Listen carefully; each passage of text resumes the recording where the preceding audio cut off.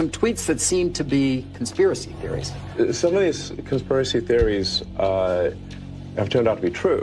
The Hunter Biden laptop, Twitter and others engaged in active suppression of information that was relevant to the public. You tweeted this thing about George Soros. You said he wants to erode the very fabric of civilization, and Soros hates humanity. I think that's true. That's my opinion. But why share it? Freedom of speech. I'm allowed to say what I want. You absolutely are, but I'm trying to understand why you do, because you have to know it's got the partisan divide in the country. It makes you a lightning rod for criticism. There's a scene in The Princess Bride. He confronts the person who killed his father, and he says, offer me money, offer me power. I don't care. I'll say what I want to say, and if the consequence of that is losing money, so be it.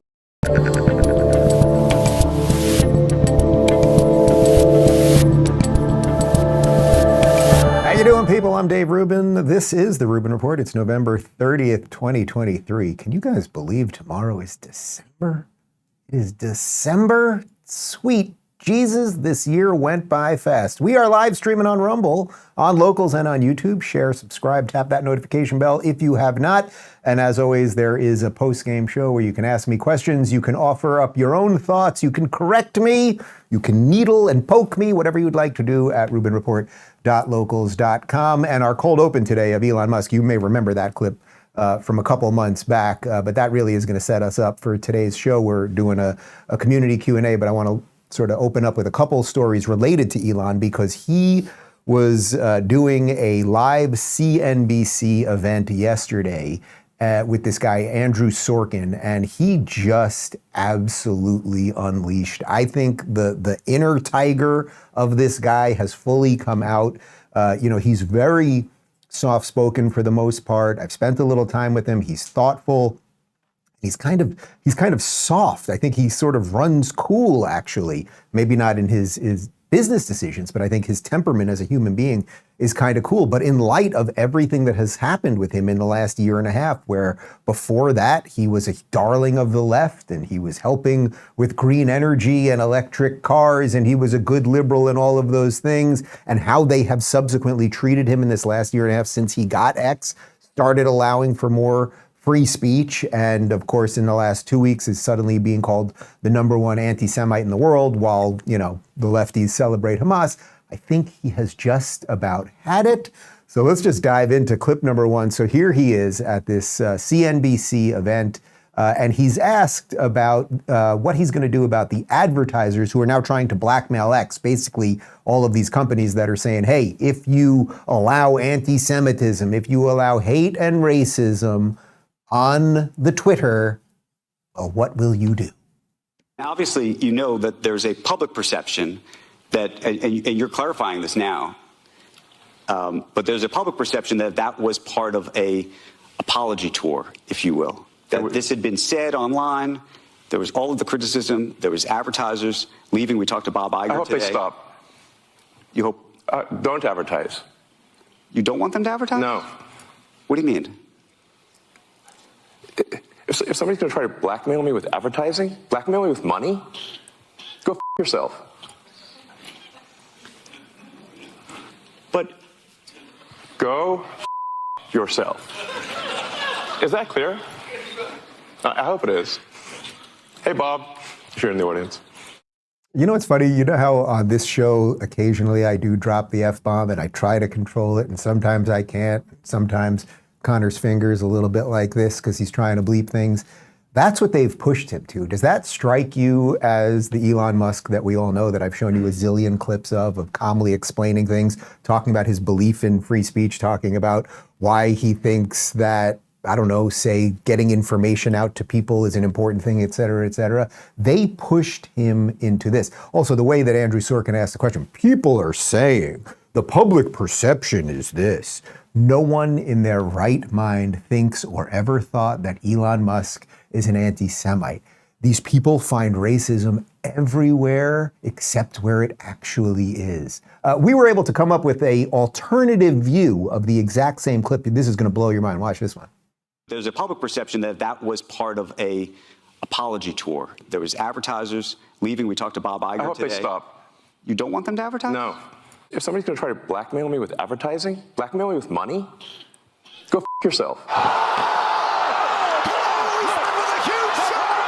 Go f*** yourself.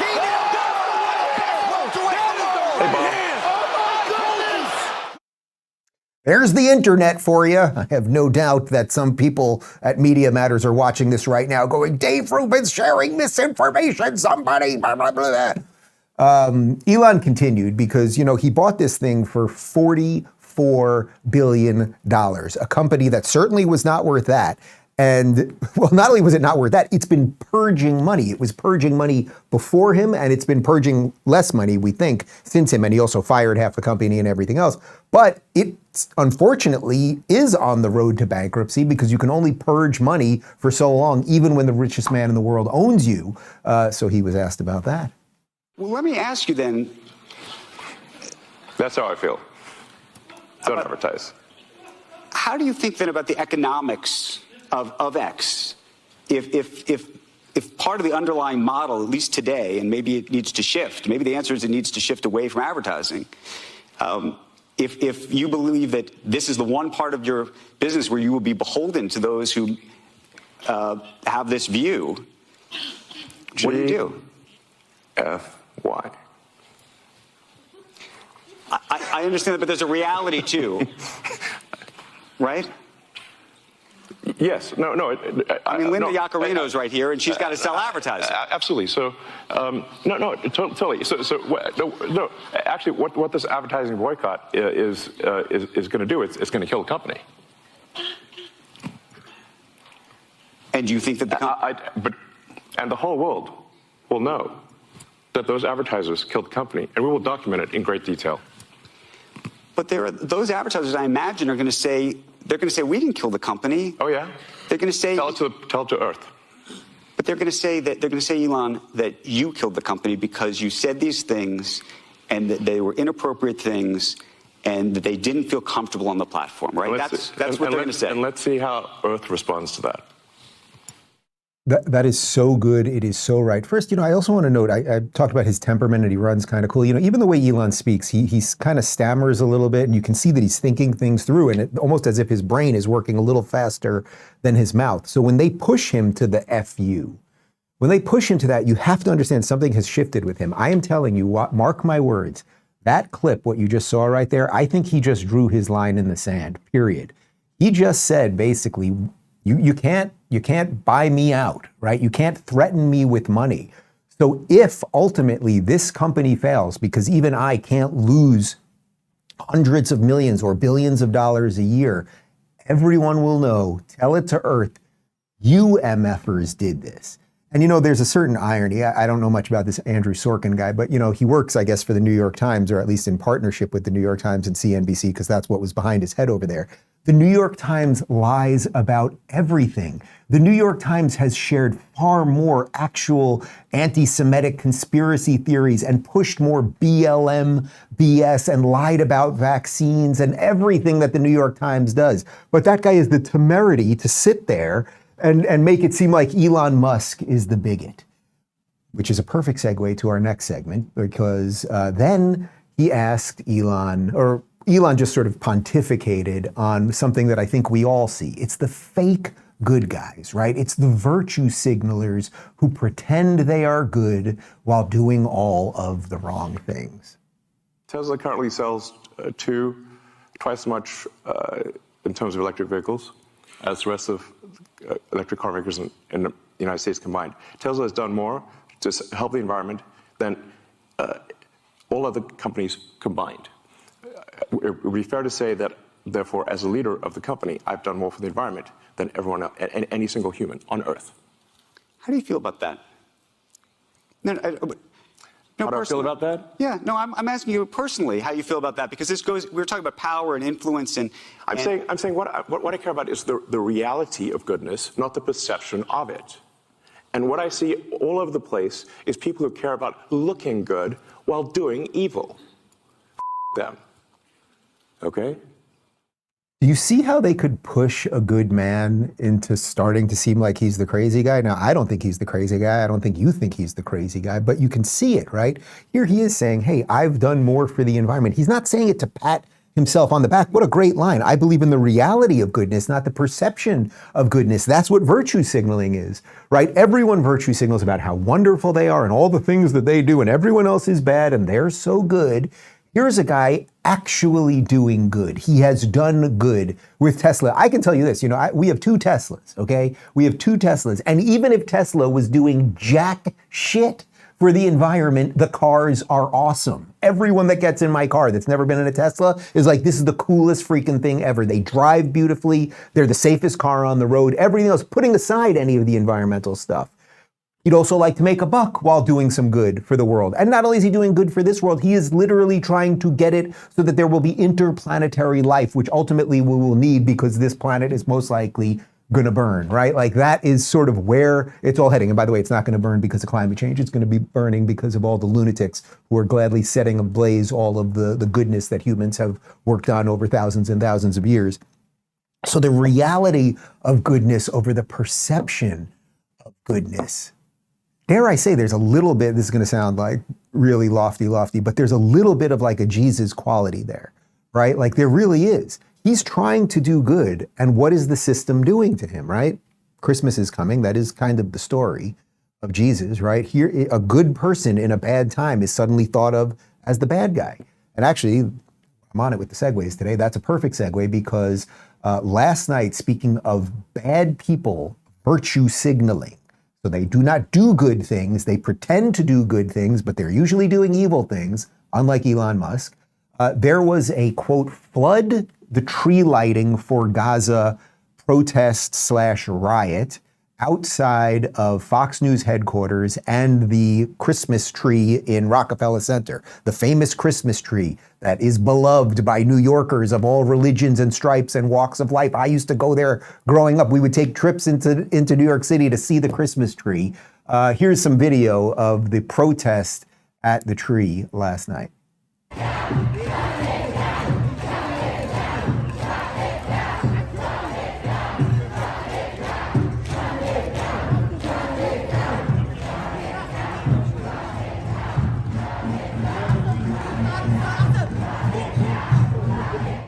All right, let's not even bother with Fox News here. Fox News happens to be there. This was about the tree. They called it flood the tree lighting. So it's, as somebody has said on Twitter, it's now getting quoted all over the place. I don't know who came up with the line originally. Maybe we can find it. Is they come for the Saturday people first, and then they go for the Sunday people. And that's what's happening here. I've said it all along. If you think this ends with the Jews, they are, imagine if this was any other situation, right? Imagine if this was during Ramadan and a bunch of masked Christians and Jews with crazy signs and everything else were protesting at a mosque, right? How would the reaction be? But I'm seeing a lot of quietness from people who would usually be outraged because people don't know what to do about this. And by the way, it was a riot. It was not peaceful. And yes, there were calls for genocide and there were swastikas out there and more. Here's just a little bit of one of the brawls with the New York police officers who, by the way, although many of them, they seemingly don't do their job. I have a lot of sympathy for whoever's left, and it's an unwinnable, untenable situation because they have a horrible mayor and they are being told to stand down all the time. So occasionally they get into situations like this.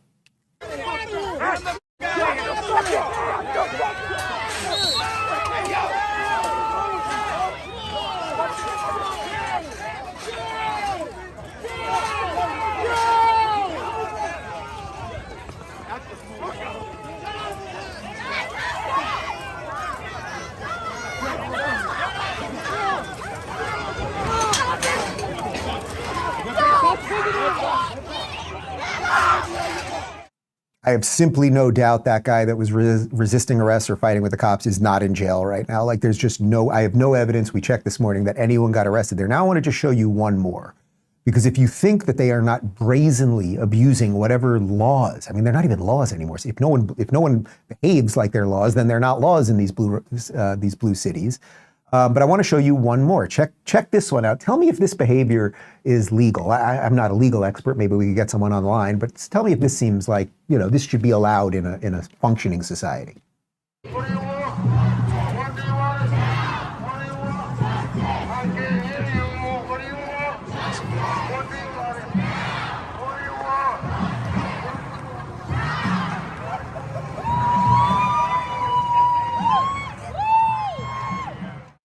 That is a police officer's hat, a member of the NYPD, once the most respected police department quite literally in the world, that was stolen from him. Maybe it fell off, but in essence, stolen. It might have fallen off in a melee, but stolen from him, lit on fire. And then a guy dressed like a Cobra soldier, and Cobra were the bad guys in G.I. Joe, then brought it out to the middle of the street and dropped it there. And then, of course, all the mob of reporters, I don't know what they are, these people that just come around and film everything. So there's several laws that were broken there. Nobody will do anything about it. And I tweeted it out right before the show. This is a good litmus test for New York City and for Eric Adams and the New York Police Department. Someone can identify that guy. If you cannot at least arrest that guy, then I truly mean this with no sarcasm or hyperbole or anything else, then if you are a sane person, you must leave New York City now. No one is coming to help you. And I know this is true. They're not going to arrest this guy. You must leave New York City now. There is no store that they will not ransack. There is no church nor Christmas tree that they will not desecrate. Forget the temples and everything else, or Jewish-owned shops. That's all obvious. It's all on. It's all on. And remember, those are the people that are pretending to be the good guys. So now I want to jump back to Elon Musk for a second, because when he's talking about the virtue signalers, the people who want to perceive themselves to be good rather than the reality of actually being good, one of the things that the left has done over the last couple of years is made it seem like it's always the people on the right that are coming after your free speech. But if we've learned anything, it's that the left and the wokesters and all of the big tech people, those are the ones, the Democrats, the lefties, who are actually coming for your free speech. Take a look. The Democrats appear to be more pro-censorship than the Republicans. And that used to be the opposite. It used to be, the left position was freedom of speech. I believe at one point, the ACLU even defended the right of someone to claim that they were Nazi or something like that, So, there really were, the left was, freedom of speech is fundamental. My perception, perhaps it isn't accurate, is that the pro-censorship is more on the left than the right. I really can't get over this thing about the way he speaks and how he's giving the other side every benefit of the doubt. My perception, maybe it's not correct. No, your perception is correct. And actually, the first time that I met with Elon at Twitter in San Francisco, we talked about a few things about my account and that sort of stuff. But the part where he was most engaged in the conversation, like locked in, bang, like that, was when we started talking about, me was one of the people that left the left publicly and why I left the left. And I didn't leave liberalism, liberalism left me. And he posted a meme eventually showing how he stayed the same, but it's the left that went bananas. He fully gets it. The same way you get it, he gets it. And you can see the way he is being treated by the system. I just want to show you one more clip of the interview, because then Sorkin basically asked him who he would vote for. And I think this was sort of interesting. I would not vote for Biden. You'd vote for Trump. I'm not saying I'd vote for Trump, but I mean, this is definitely a difficult choice. Would you vote for Nikki Haley? Nikki Haley, by the way, wants all social media names to be exposed, as you know. No, I think that's outrageous. I'm not going to vote for some pro-censorship candidate. All right, I'll do them backwards. So the Nikki Haley one with him, it's like a complete deal breaker, right? You're not going to tell a guy who bought a giant tech company purging money that they can't have anonymous users. There are issues with anonymous users. There's issues with trolls and bots and all that stuff. He's done a lot with bots, to eliminate bots, by the way. But it's getting harder and harder because AI is getting smarter. So bots in the old days would just have copy and paste comments, and computers were just, tweeting things out repetitively. Bots are getting much smarter. They can put your name in it. They can change the language. But he has done more about that. But obviously, he's not going to vote for Nikki Haley. Like the very idea of that one is just, okay, so that one's out of the way. Then he said, Trump, he's not sure. My suspicion is if it ends up being Biden or Trump and he's brave enough to say who he will vote for, I think he would vote for Trump. But him being so sort of hands off on whether he could support Trump or not, I think shows you the bigger problem with Trump in general, that all of these people who have so had it with the Democrats, there is still a mass aversion to Trump. And you may not agree with that mass aversion, and you might think it's misguided or whatever, but it is real. It is all of the people that are waking up right now to all of the lunacy of the left, who previously maybe even had Trump derangement syndrome, and I'm not accusing Elon of that, they are not going to vote for Trump. There might be somebody else they would vote for, and I'll get to him in just a second. And then first he said that he will not vote for Biden, and I think there's every reason not to vote for Joe Biden. There's no reason to think that Joe Biden's actually the president of the United States. He is too old. He has dementia. This is really just a Barack Obama third term right now and fourth term upcoming. The Middle East is on fire. Elon knows a little something about economics, which have very little to do with Bidenomics. You get all that. So unfortunately, Sorkin did not ask about Ron DeSantis. And I think Elon Musk would vote for Ron DeSantis. Ron DeSantis launched his campaign in a Twitter Spaces with Elon Musk. I don't know one policy that Ron DeSantis has that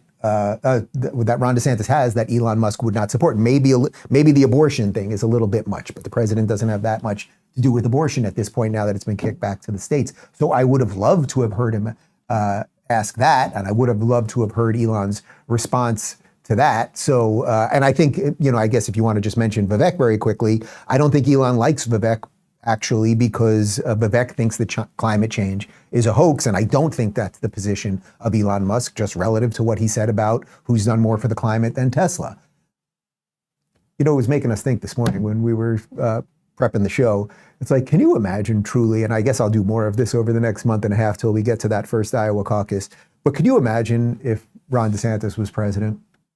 Like if he actually was president and we had a president who would say what he was going to do and who was going to do what he says, and he was in office and he was doing those things, and there was no sideshow. And I know the left they'll always go apoplectic and they'll figure out ways to go after him and all that.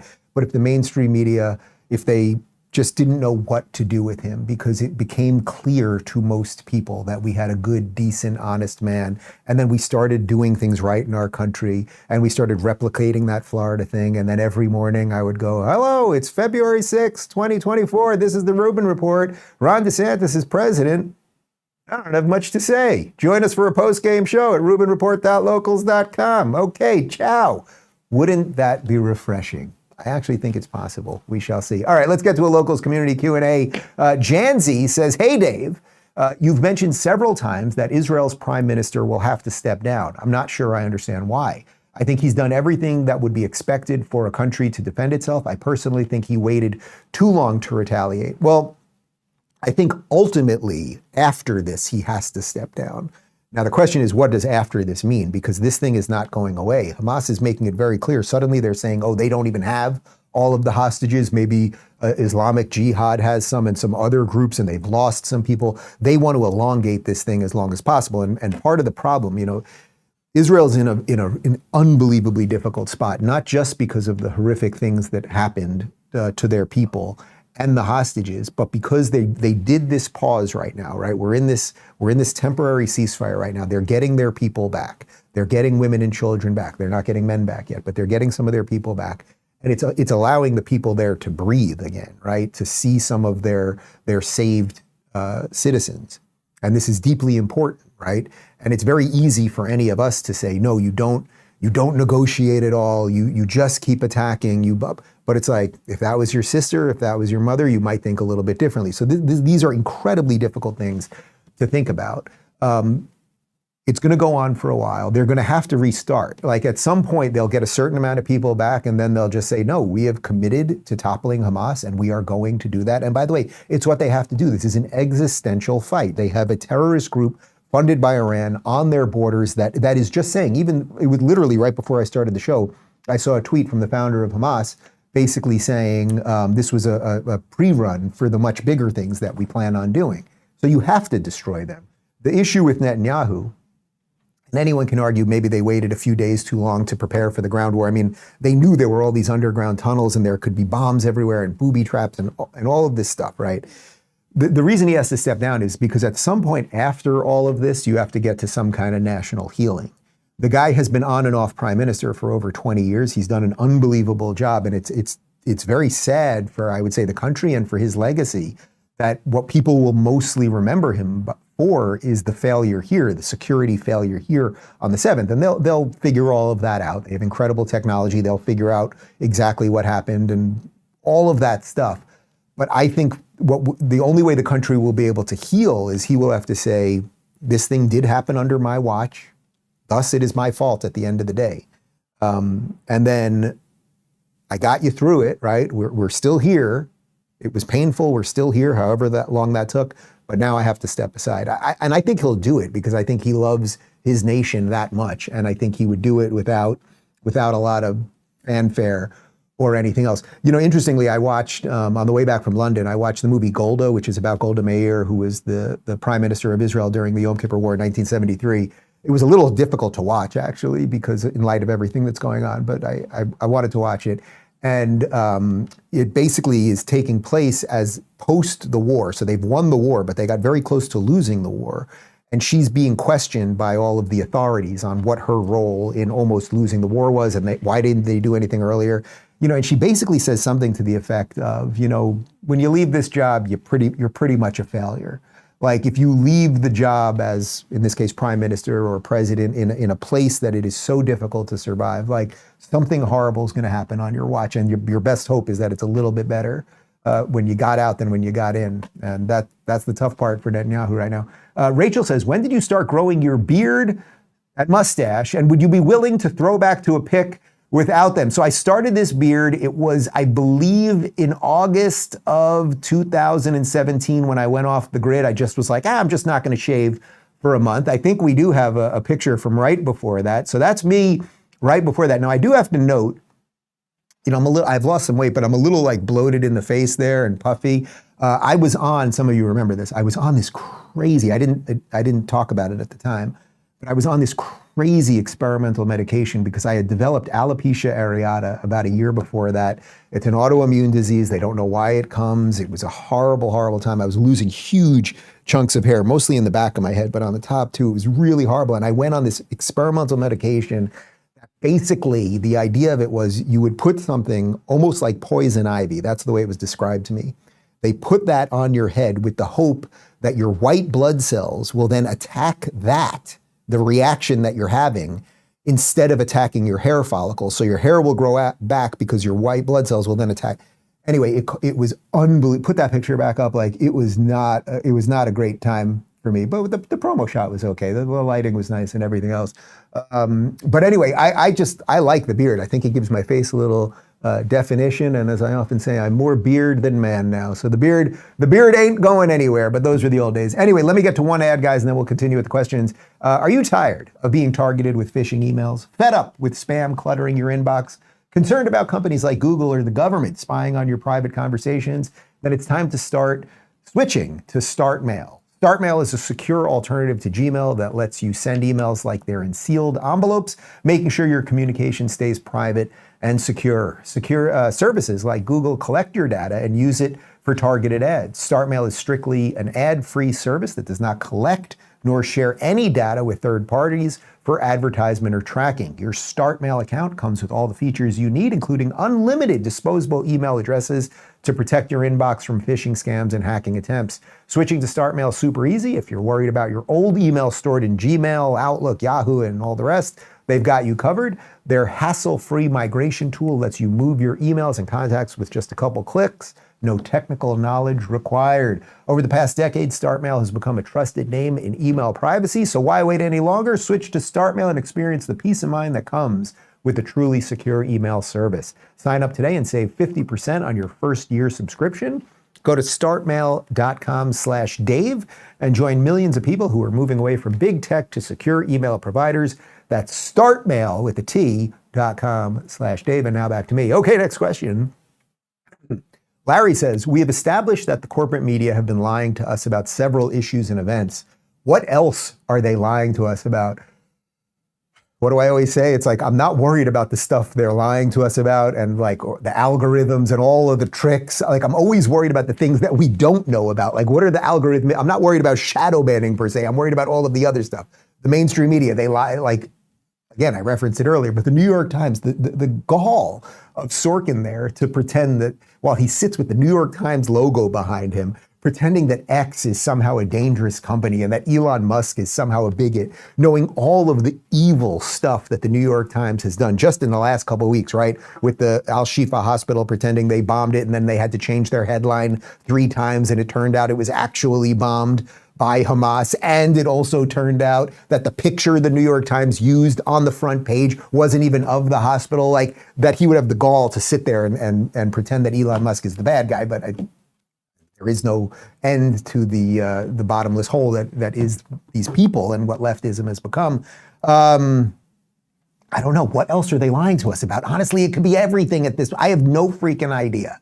But all you can do is try to find sane people and incorporate them into your life and pilfer some goodness out of your existence here and build something decent, whether that's a family or a business or a home or whatever, and try to make some sense of it. That's really the best you can do. Cheryl says, are you planning to do 8 nights of Hanukkah gifts for the boys, or how will you begin? We have 5 grandsons and my husband has 0 restraint. Got any suggestions for managing that? Man, you got 5 grandsons, 8 nights, that's 40 gifts for grandchildren. That is a lot of gifts. The thing is, we are very, very blessed. We have the things that we want. We don't want more toys here. So my mom called me earlier in the week and she said, what can we get the boys for Hanukkah? And I was like, we don't really want anything. I was like, I don't know, maybe a wooden car. I don't like, my major thing, and these guys can testify to it in my house, I cannot have electronic beeping toys. We have one bus. There is one bus that they can press. It sings the alphabet. A, N, B, and C. It does it in a weird way like that. D, E, F, G, do. I can't stand that freaking thing. I like wood toys. I like, I like musical things. That kind of stuff is just fine. I can't have electronic beeping and whirring and all the rest of it. So they, for any of you that have kids or if you had young kids, they don't even want the toys. You open up a toy, they want to play with the box. Like we have a drawer in the kitchen on the bottom that they're allowed to open up, and I have like ice cube holders, ice cube makers in there, like rubber ice cube makers, and we've got like some measuring cups. Like they like that stuff. So no, there will not be 8 nights of toys. We will light the candles every night, and I think they'll enjoy that. But no, please, nobody, don't send us any more gifts. Thank you. Tamara says, is there any hope for people who cannot leave California? Well, look, California is absolutely massive. There are millions and millions of good people there, obviously, right? I think they say that California has more Republicans than any other state, if I'm not mistaken, because of the giant amount of population. It's just hard to believe. Look, if you live in a big city in Cali, if you live in Los Angeles, San Francisco, even San Jose is a dump, Santa Monica is a dump. San Diego's starting to have problems, which is one of the most beautiful cities in the United States, but they're just dumping all of the illegal immigrants there. If you live in one of the big cities, it's going to be tough. We have friends that live like an hour outside of Sonoma that are basically off the grid, and they're doing fine. They smoke pot all day. They don't know what's going on, but I don't think BLM is going to show up at their door. I don't know what you do if you're in Cali for whatever reason. We had a caller on People of the Internet yesterday who's still living in Cali. And he was basically like, look, my parents are here. And, a certain amount of people, it's like if you have elderly parents that have lived their whole life in one place, they might be in a home, like the idea of moving them. You could have some child with a medical issue. Everyone has their own circumstances, why they can or can't do things. You have financial considerations. It's not easy to just up and move. As badly as I wanted to get out of Cali, it's not. We had just moved into that house a year before. I thought we were going to live in that house and raise our kids in that house, and I thought we were going to live there forever. I did not want to leave that house. I love that house. The guy who built that house, actually, I'm trying to get him to come to Miami to start building houses here because he's selling houses in LA and he can't sell them anymore. He's the most beautiful home builder I've ever seen. Everyone has their own considerations. I would say if you can get out, put aside everything else. Put aside the burning cities, the drugs, all of the stuff. You are paying another 10% roughly of your income to the government of California that we don't pay here in Florida. And yet everything still works here. What does that tell you? It tells you it's a giant grift. Our roads are better here. Our schools are better here. A new study came out yesterday. Florida has the #1 public schools in the country. But I get it. Everyone has their own considerations. LW says, how do you think Democrats are going to cheat in the upcoming elections next year with computer glitches being recently exposed? Look, who the hell knows? Computer glitches, ballot harvesting, everything else. the only way we fix this, Dave, you're going to talk about Florida? Yes, is you do what Florida is. We had a complete reevaluation of our election security. If you had missed my interview with Florida Secretary of State Cord Bird, which was a great name, Cord Bird, from about 6 months ago, he talks about what they did when he became Secretary of State to ensure that our elections would be clean and clear, and you show an ID and paper ballot, and I've talked about it. They're checking you all the way through. There's just no sane person in America that is questioning the validity of our elections. That's what we have to export. But it's like, who knows what's going to happen on election night a year, it's a year, almost a year, no, it's 11 months or so from now. It's like, who knows what's going to happen then? Another pipe has burst in Philly, another this, that, the other thing, and we'll just do it all over again. And then over time, the more you do all these weird things, the less people that believe in the system. And when people stop believing in the system kind of stops working. That's Padme Amidala in Attack of the Clones. Amy says, is there a Christmas movie that you do not like that almost everyone else seems to love? So I was going through the questions. Normally I don't glance through the questions. We had a few extra minutes this morning. I glanced through the questions and there is a Christmas movie that I don't love. I just don't love it. I don't find it that funny. I don't find it that amusing and whatever. And I'm getting a lot of crap from Phoenix over here, but I don't think Elf is that great of a movie. I don't care for Will Ferrell. I don't even love Anchorman. It's better. Yeah, it's not. Phoenix said we're breaking up. He's handing in his resignation right now. Goodbye. No, Anchorman's actually pretty decent, but it's like not fully my thing. But Elf, I just don't love it. But in light of Christmas season and everything else, I thought I could tell you my three favorite Christmas movies by far. Christmas Vacation, Chevy Chase, like that is primo Christmas movie. I just love Merry Christmas, Merry Christmas, Merry Christmas, kiss my ass, kiss his ass, Happy Hanukkah. It's just a great, it's like peak Chevy Chase. It's so great, that scene right there when he's chopping down the tree after their tree breaks through the window and what's her name from Seinfeld, Julia Louis-Dreyfus lives there. It's just great. Christmas Story, which we basically put that on. David's family had a tradition of just watching Christmas Story over and over and over again. I think back in the day, TNT used to do 24 hours of Christmas Story. So we do that every year and put it back up one more time because people are wondering. Die Hard is a Christmas movie. It takes place on Christmas Day, or was it a Christmas Eve? There's Christmas decorations. They're at a Christmas party at Nakatomi Tower. It is a Christmas movie, and it is a great movie. I will try to watch Elf one more time. You know what? We will watch Elf together and see what happens. We will see what happens. Steve says, having met Elon before, what do you think of him on a personal and human level? Is he a nice guy? Well, I think I talked about it a bit up top, obviously. I mean, what you're seeing out of him up there when he's thoughtful and thinking, and as I said, it's almost like you can kind of see his brain is working faster than the stuff is coming out of his mouth. So he stammers a bit when he's talking. That's exactly what you get. The one thing that you're not fully seeing with him that I was really surprised by, especially the first time, is he's funny. Like, he's actually funny. Like, he likes talking, a couple times he showed me like funny memes that were on his phone or whatever. And he laughs a lot. He's a very hearty laugh. But what I was more impressed with than anything else in the two times that we met is that he was extremely generous of time. The first time that I met him, I got the call, it was like 2 p.m. here, East Coast, and I get the call, can you meet with Elon today? And I was like scrambling, how can I get there? And I jumped on a flight. I get there at about 9 p.m.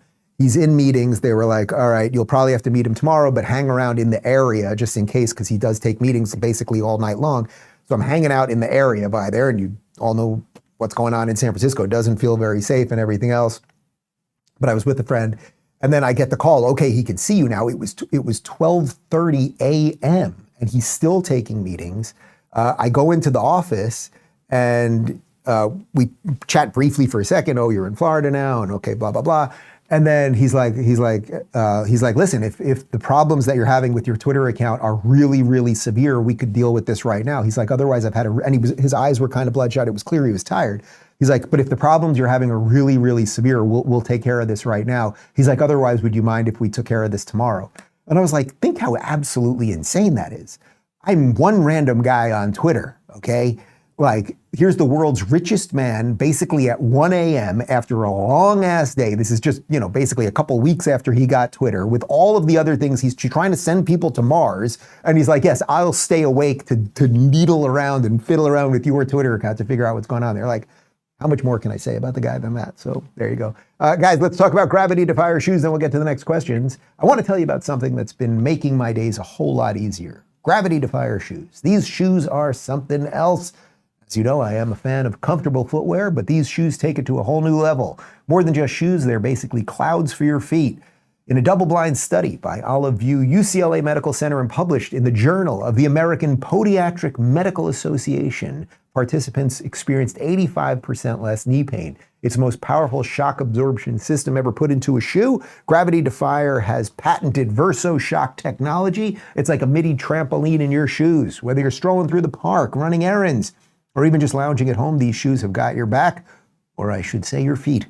Even better, they're stylish. You get both comfort and style that looks good and feels great. So here's the deal. Gravity Defyer is offering a limited, exclusive holiday deal just for you guys. Go to gdefy.com, gdefy.com. Use promo code Rubin30 at checkout to get an extra 30% off your order. That's an amazing 30% off for being here today. It's a holiday thank you gift from Gravity Defyer. Why not treat your feet to some well-deserved comfort? That's gdefy.com, promo code Rubin30 to give your feet the love they need. And now back to me. Chris says, what's your favorite beef dish, chicken dish, fish dish, and pork dish? All right, beef dish. Well, my favorite, like, especially if we're having people over, there is nothing better than just getting like the big tomahawk. I do it for these guys all the time. Like, if you can get Wagyu, it is not cheap. But just like the big tomahawk, it just looks awesome, and you slice it, and then everybody can get a little portion that's still left on the bone. But I'll tell you, if you don't want to do something that expensive, you can get a nice skirt steak. Get nice. Try to get prime cut if you can, which is a little bit more obviously than choice cut. But skirt steak, you cannot screw it up. Skirt steak, it's thin, it's pretty tender usually. Little salt and pepper, you don't need much more, and do like 5 minutes on both sides on the grill at about 400, 450. That's what we had last night. You cannot screw it up, and it's juicy and tender and good. Chicken dish, chicken parm. David makes an incredible chicken parm. You can go to davidscookbook.com to get the ingredients and the recipe on that one. He makes the most delicious chicken parm. Megyn Kelly of the internet said that it is the best chicken parm she's ever had.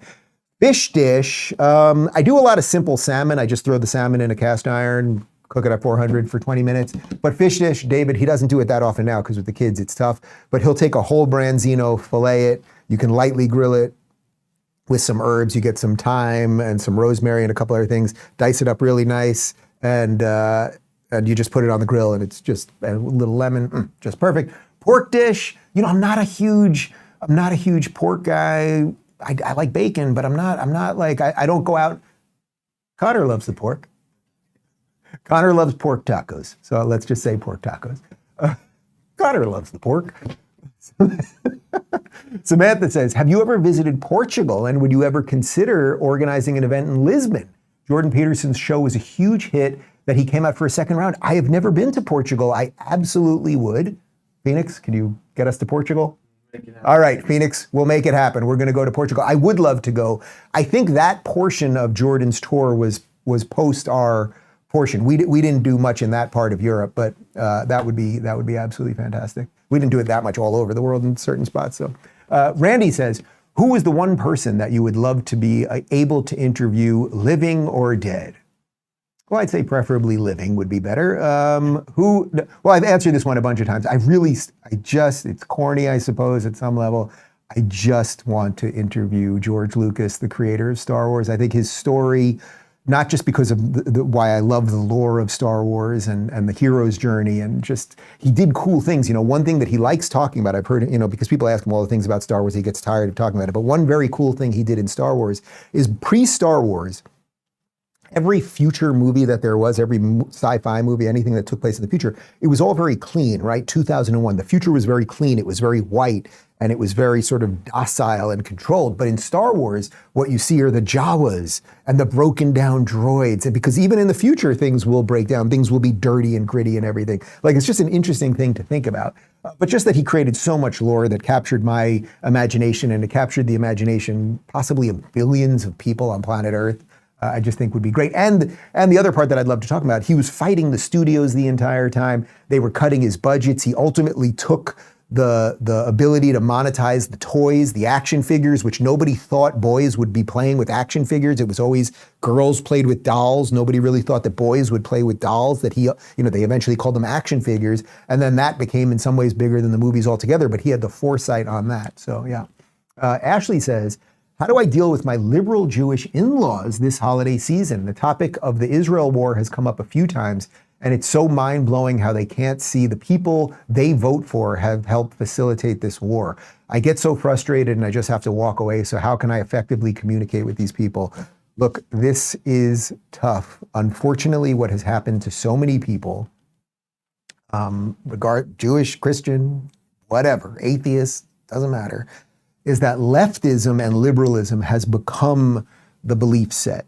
So in this case, and unfortunately this happened to a lot of liberal Jews in the United States. I think there's a lot of reasons for it. Some of the reasons are post-Holocaust reasons, meaning that people came here and they put assimilation above everything else. So you had to sort of put aside all of the old traditions and old things because, people felt, oh my God, look what happened to us in Europe. Let's forget all of that. But then the thing is, you end up believing in new things. So you end up believing in secular institutions and all of these things. And then when these things start failing you, it's like this real, no pun intended, come to Jesus moment. You either will realize what has happened and maybe should turn back to some of that old stuff, or you end up in this odd thing where you're voting for the very same people who would gladly behead you and everything else. I have a lot more to say on that, and we should probably do some other shows on that. But the best thing you can do is just try to calmly talk to them and explain some of these issues. I know it sucks. We've all got these issues in our families. Trust me, I have them as well. I can say it's been nice over the last couple months, like getting some calls and texts from people where nobody really apologizes for not talking to you for a long time or saying bad things about you or unfollowing you, but they kind of might be like, oh, I shared that thing of you, or maybe you weren't a complete lunatic, or maybe when the New York Times said you were the leader of the alt-right, they weren't correct, that sort of thing. But well, look, the New York Times is an example of that. If you put aside all of your old beliefs and then you just believe in liberalism and secularism, the New York Times became like the new Bible to people. So there's a certain set of people, and if you're talking about your liberal Jewish family, they probably still subscribe to the New York Times. They probably still watch MSNBC or CNN. They just replace one set of beliefs for another set of beliefs. And getting people out of that is really, really tricky. Maybe watch this, watch this show. And over time, they might realize that I'm not a complete psychotic lunatic, and maybe that paves the way. But I wish you luck. I wish everybody luck, regardless of the holidays you're going to be celebrating, the religion, or no religion or anything else, like getting together with family and being able to do that. It has gotten very, very tricky. It's it might be the most nefarious thing that the woke did, because in the old days, everyone could do it. My family was unbelievable. I wrote about it actually in Don't Burn This Book, that my family was incredibly good about that. Every holiday that my family had, it didn't matter if it was Thanksgiving or Passover or anything, we could do it. We would argue about everything. And I'm the oldest of my generation, so I was always trying to get from the kids' table to the adult table so I could be involved in those conversations. And they would argue everybody, and it was getting heated. And then my mom or my aunt or my grandma would be like, all right, dessert's here. And then everyone would just stop, and that was it. And we were good, and we'd do it again the next night. And that's what we have to get back to. Elizabeth says, what's the best dad joke you've got? Well, the thing about having kids is there's all this pooping and crying and peeing in the house and all, and it's just endless. And then you bring kids into it, so it's an awful lot there. You see, you didn't have any crickets or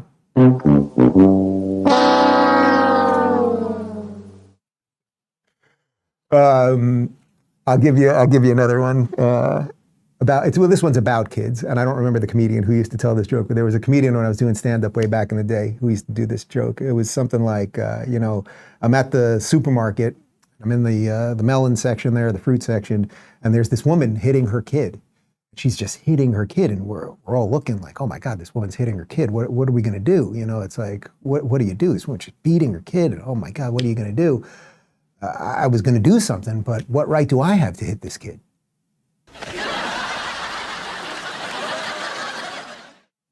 Working hard over here, working hard.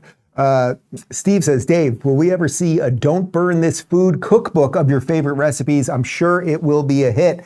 Yes, we are working on it. It's mostly going to be David's recipes. We have been trying to do this for a long time. Having kids, it distracts you from an awful lot of other things. And I'm doing most of the cooking around here, even though he's an incredible chef, because he's doing most of the stuff with the kids. But yes, we are working with that. I've also started, I know a lot of you have asked, Don't Burn This Book, Don't Burn This Country, and I think you can probably figure out what the third name will be. It will be a trilogy. I've started sketching out the ideas on that one, so I'm working on that one too, but stay tuned on all of that. We have a post-game show coming up in about 30 seconds at rubinreport.locals.com. My full interview, it's an abbreviated interview, but full interview with Brian Griffin, who's Ron DeSantis' press secretary, is up right now. And the big debate is tonight, the Newsom, Newsom, even saying his name, you get that. The Newsom-DeSantis debate is on Fox tonight with Sean Hannity. Obviously, we'll be covering that tomorrow. Post-game show in just a sec, and we leave you with Elon Musk.